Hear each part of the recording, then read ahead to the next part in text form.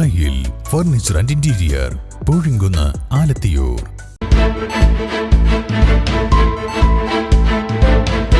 നമസ്കാരം. വെട്ട ന്യൂസ് ക്യാപ്സൂളിലേക്ക് സ്വാഗതം. പവൻ ഗോൾ തിരൂർ. ഇടതുപക്ഷത്തിന്റെ പ്രധാന എതിരാളി മുസ്ലിം ലീഗും BJPയുമാണെന്ന് കായിക വകുപ്പ് മന്ത്രി വി അബ്ദുറഹ്മാൻ. മുസ്ലിം ലീഗ് ന്യൂനപക്ഷ വർഗീയതയെ പ്രോത്സാഹിപ്പിക്കുന്നു. ജമാഅത്തെ ഇസ്ലാമിയുടെ വോട്ട് വാങ്ങിയാണ് വയനാട്ടിൽ UDFന് വിജയം നേടാനായത്. സംഘപരിവാർ ശക്തികളെ എതിർക്കുന്നത് പോലെ ന്യൂനപക്ഷ വർഗീയതയും ഇടതുപക്ഷം എതിർക്കുമെന്ന് മന്ത്രി വി അബ്ദുറഹ്മാൻ തിരൂരിൽ മാധ്യമങ്ങളോട് പറഞ്ഞു. കമ്മ്യൂണിസ്റ്റ് പാർട്ടികളുടെയും ഇടതുപക്ഷ കക്ഷികളുടെയും ഏറ്റവും പ്രധാനപ്പെട്ട എതിരാളി മുസ്ലിം ലീഗും BJPയും തന്നെയാണ്, ഒരു സംശയവുമില്ല. ശക്തമായിട്ടുള്ള മുസ്ലിം ലീഗ് ഇപ്പോൾ ചെയ്യുന്ന രാഷ്ട്രീയത്തിനെതിരാണ് നമ്മൾ. അവര് ന്യൂനപക്ഷ വർഗീയതയെ നല്ല രീതിയിൽ പ്രോത്സാഹിപ്പിക്കുക. അതാണ് വയനാട് ഇലക്ഷനിലടക്കം ദേശീയ നേതാവായിട്ടുള്ള പ്രിയങ്ക ഗാന്ധിയുടെ തെരഞ്ഞെടുപ്പിൽ പോലും ജമാഅത്തെ ഇസ്ലാമി SDP വോട്ട് സ്വീകരിച്ചുകൊണ്ടാണ് അവിടെ വിജയം ഉണ്ടായിട്ടുള്ളത്. അതിലപ്പുറം മുസ്ലിം ലീഗിൻ്റെ കൊടി പോലും ആ തെരഞ്ഞെടുപ്പ് കാലഘട്ടങ്ങളിൽ ഉയർത്താൻ കോൺഗ്രസ് പാർട്ടി അനുഭവിച്ചിട്ടില്ല. പക്ഷേ വോട്ടിൻ്റെ കാര്യത്തിൽ വലിയ രീതിയിലുള്ള ആവശ്യം അവർക്കുണ്ടായി, അവർ സ്വീകരിക്കുകയും ചെയ്ത വോട്ട്. അതിനെതിരായി ഇന്നേ വരെ അതിനെ നിഷേധിക്കാൻ കോൺഗ്രസ് പാർട്ടിയോ UDF തയ്യാറായിട്ടില്ല.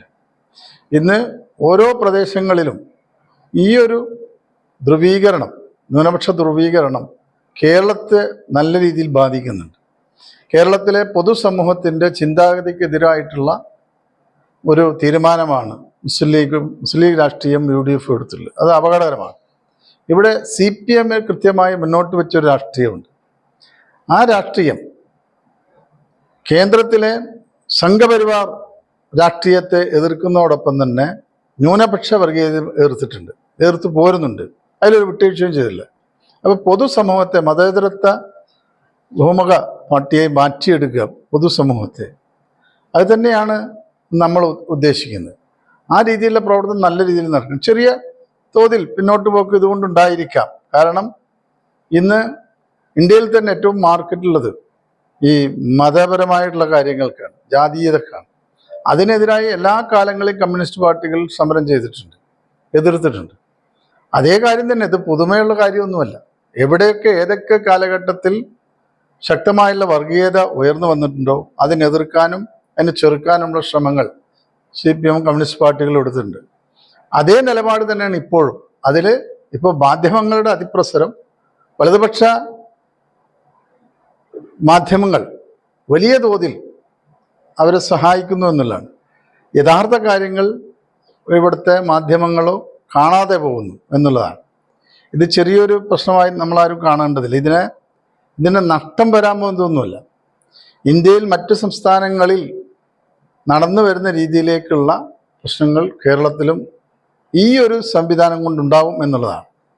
ഇപ്പോൾ പ്രധാനപ്പെട്ടൊരു കാര്യം, പാരലൽ ഹജ്ജ് കമ്മിറ്റി, മുസ്ലിം ലീഗ് ചെയ്യുന്ന മറ്റൊരു അബദ്ധമാണ്.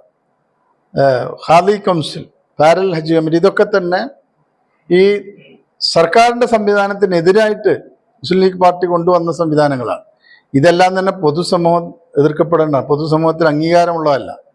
അപ്പോൾ ഇതിനൊക്കെ തന്നെ ഈ ഒരു വർഗീയ ധ്രുവീകരണത്തിന് ഉപയോഗപ്പെടുത്തുന്നു എന്നുള്ളതാണ്.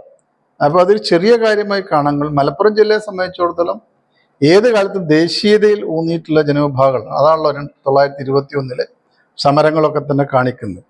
കർഷക സമരവും മലബാർ ലഹളയൊക്കെ കാണിക്കുന്നത് അതാണ്. ആ ഒരു പാരമ്പര്യമുള്ളൊരു നാട്ടിൽ ഇത്തരത്തിലുള്ള വർഗീയതയെ ശക്തമായി എതിർക്കുക എന്നുള്ളത് തന്നെയാണ് മലപ്പുറം ജില്ലയിലെ കമ്മ്യൂണിസ്റ്റ് രാഷ്ട്രീയത്തിൻ്റെ ഏറ്റവും പ്രധാനപ്പെട്ട കാര്യം.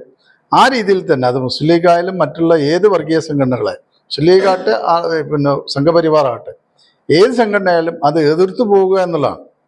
പൊതുസമൂഹത്തോടൊപ്പം കൂടി നിൽക്കുക എന്നുള്ളത് തന്നെയാണ് പാർട്ടി ഉദ്ദേശിക്കുന്നത്. എന്റെ ഇഷ്ടങ്ങൾ എന്റെ ഫാമിലിക്ക് അറിയാം. Family wedding centre.